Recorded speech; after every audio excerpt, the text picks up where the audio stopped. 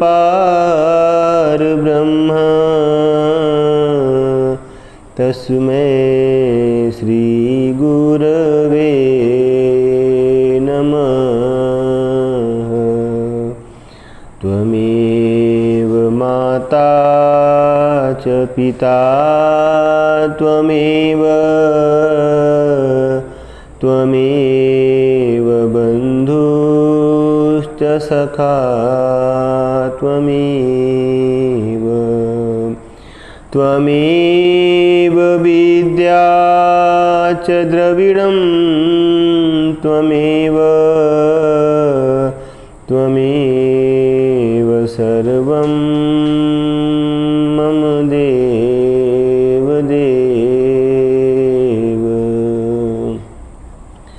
तीन लोक नौ खंड में गुरु से बड़ा न कोई, करता करे न कर सके गुरु करे सो होय। सतगुरु की महिमा अनंत किया उपकार, लोचन अनंत उघारिया अनंत दिखावनहार।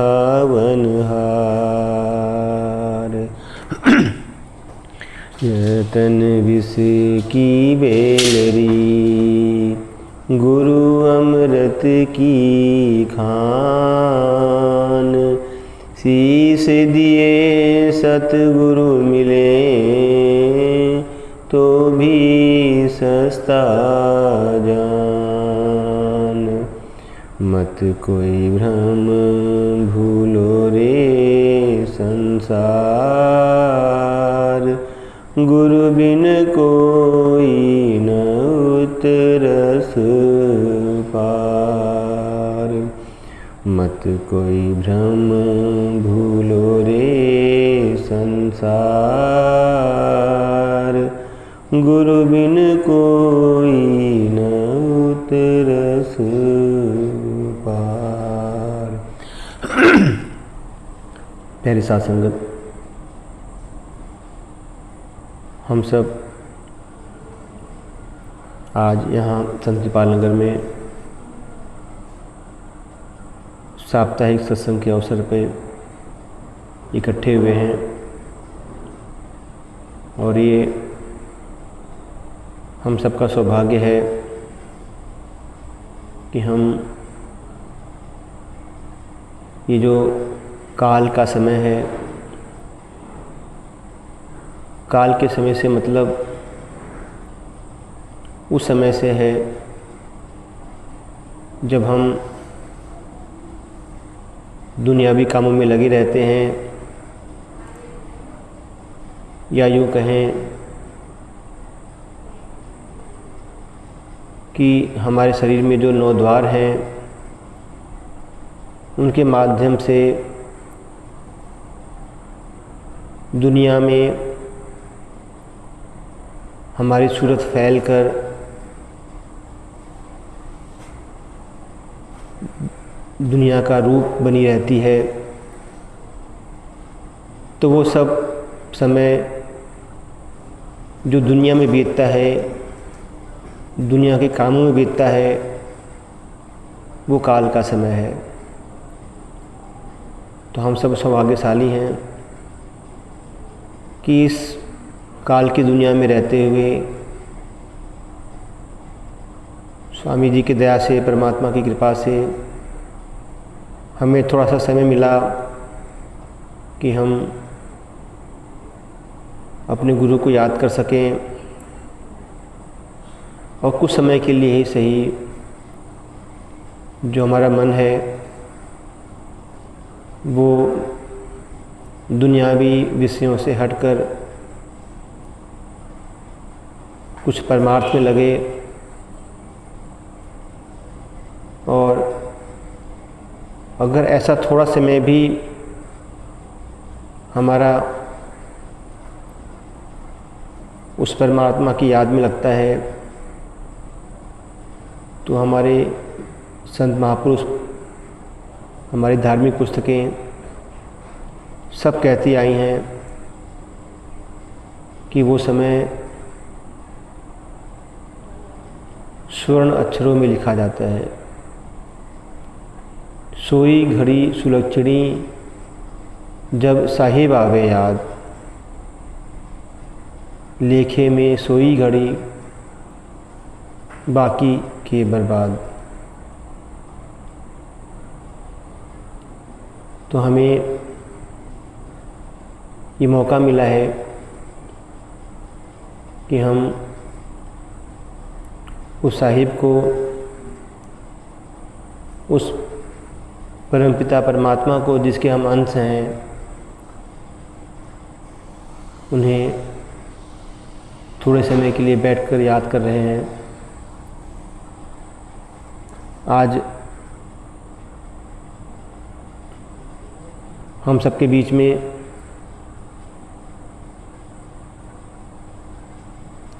सार वचन से हजूर स्वामी सिद्धदयाल जी महाराज की एक वाणी रखी जा रही है, जिसका शीर्षक गुरु और नाम भक्ति है। और इस वाणी पे हुजूर बाबा सावन सिंह जी महाराज के सत्संग के वचन रखे जाएंगे। संत मत में मानव देह मिलने के बाद और नाम दीक्षा मिलने के बाद गुरु के प्रति प्रेम और जो हमें नाम मिला है उसकी भक्ति करना, यानी उसको भजना, समय निकालकर उसकी साधना करना, ये बड़ा ही महत्वपूर्ण है। हम सबको मानव देह भी मिला हुआ है, पूरे सतगुरु से नाम दीक्षा भी मिली हुई है। तो ऐसे जीवों के लिए सार वचन में स्वामी सिद्धदयाल जी महाराज गुरु और नाम की भक्ति का उपदेश करते हैं। तो आपके सामने सार वचन का 19वां वचन और उसका छठा शब्द रखा जा रहा है। सुरत सुन बात री, तेरा धनी बसे आकाश, तजो संग जार री, तू देख पिया प्रकाश। चलो गुरु की लार री, तू पावे अजर निवास। गहो शरण कोई साध री, जो मिले शब्द घर बास। तन पिंजरा यह काल का, क्यों करें पराई आस। 10 इंद्री के भोग की, तेरी पड़ी गले में फांस। 9 द्वारन में बंध रही, अब चैन नहीं एक श्वास। 10वीं खिड़की खोल री, कर परम विलास। सतगुरु पूरे कह रहे, तू मान बचन विश्वास। राधा स्वामी नाम भज, होए करम सब नाश।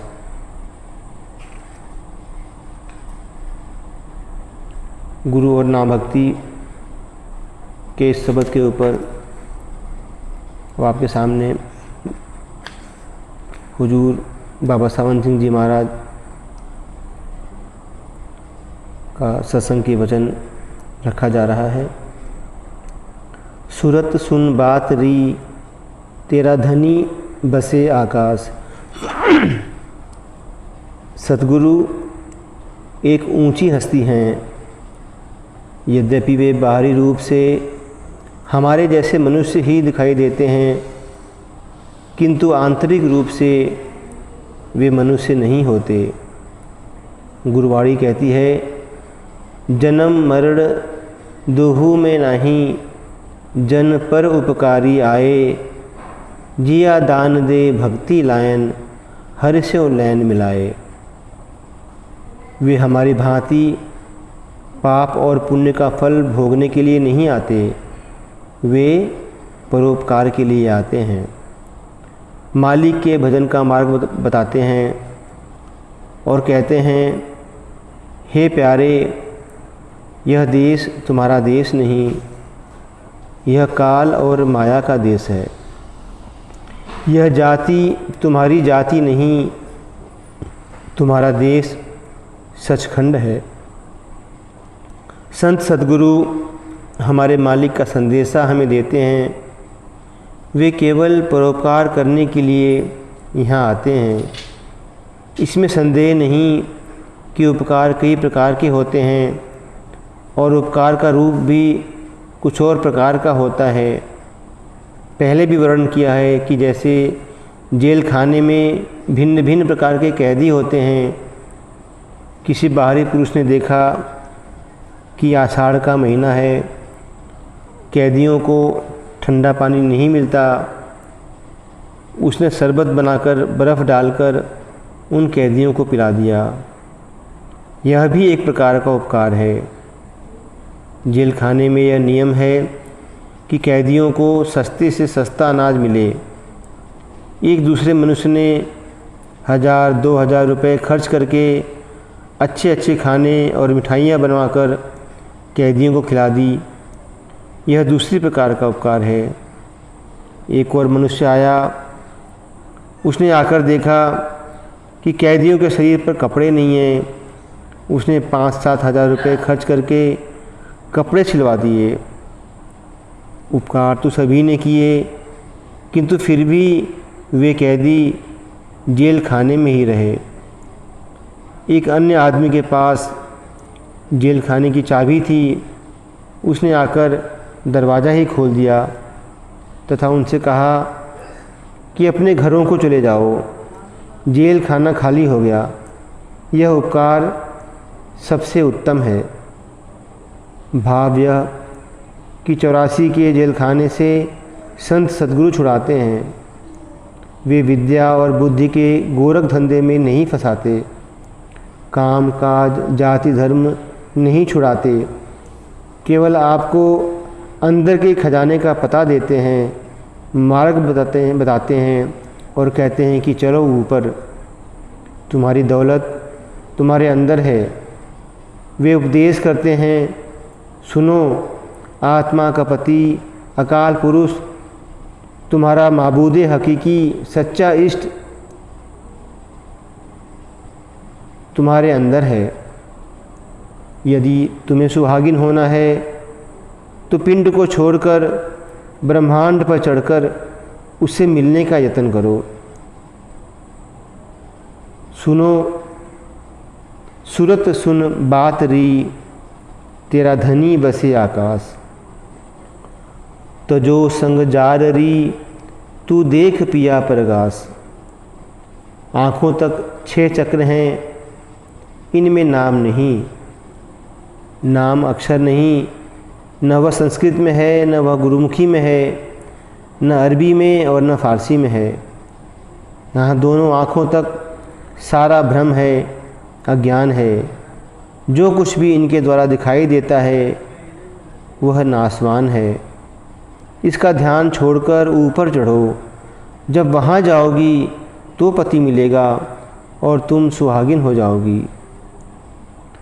चलो गुरु की लार री, तू पावे अजर निवास। दुनिया गुरु की हकीकत को नहीं समझती। वह शरीर को गुरु समझ रही है। यह शरीर कपड़ा है, सभी फेंक गए और सभी ने फेंक जाना है। गुरु उस शक्ति का नाम है जो जंगलों, पहाड़ों, नदियों, खंडहरों, हर स्थान पर हर समय हमारे साथ है और सचखंड तक शिष्य के साथ जाती है। वे आत्मा को यह नहीं कहते कि अकेले चलो, बल्कि सतगुरु हर मंजिल हर देश में शिष्य के साथ रहता है। यदि हम कमाई करके इस जाल से ऊपर चढ़ें तो उस गुरु के दर्शन होते हैं। जब तक हम इस जाल में हैं, इन 6 चक्रों में वह नहीं मिलता। जब गुरु मिल जाए और उसकी हिदायत के अनुसार अमल किया जाए तो वह अजर अमर अविनाशी मिल जाता है और यह सचखंड मुकामे हक में पहुंच जाता है, जहाँ पर न प्रलय है, न महाप्रलय, न दुख है, न सुख है। गहो शरण कोई साधरी, जो मिले सबद घर बास। कहते हैं किसी शब्द स्वरूपी शब्द अभ्यासी गुरु की शरण लो, ताकि वह तुम्हें शब्द की कमाई कराकर धूर्धाम तक ले जाए।